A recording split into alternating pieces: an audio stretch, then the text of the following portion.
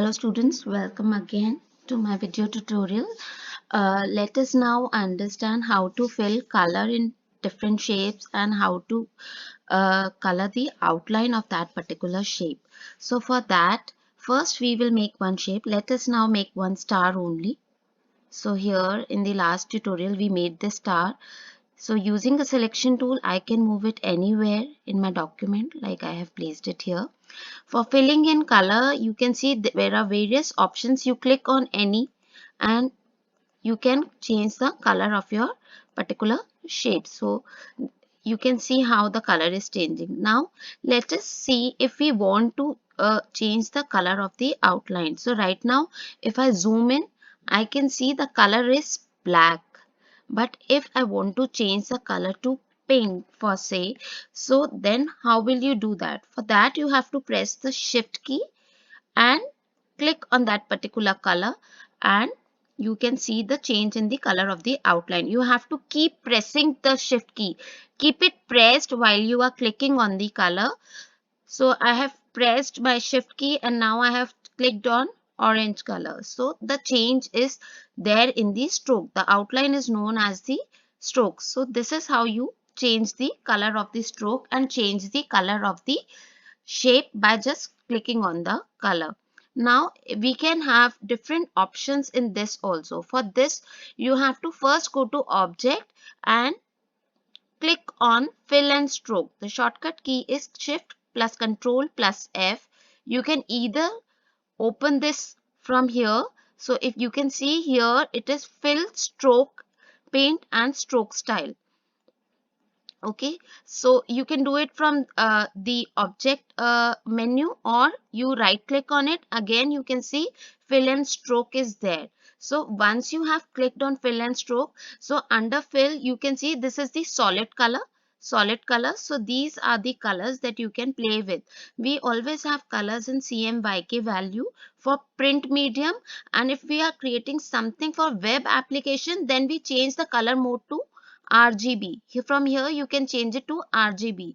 So if you are making a website, or if you are making a wallpaper for your desktop, or if you are making some mobile application, you will always keep the color mode as RGB.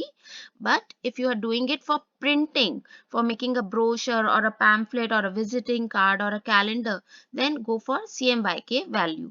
So here C stands for cyan, magenta, yellow and black. Now this option is the transparency. So here the transparency is 100. So if you will see, if I change this value, so my color is getting transparent. So you can make your object transparent, or you can have it a solid fill. So this is the solid fill color.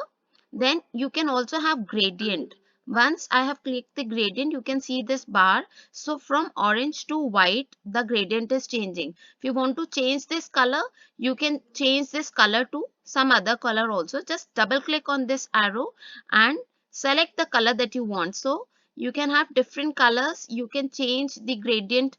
Percentage of orange is more now, and blue is lesser. So, and then I want to introduce some transparency. So this is how we can play with the gradient. Another thing in fill is, this was linear gradient. You can make a the radial gradient. So here it is radial.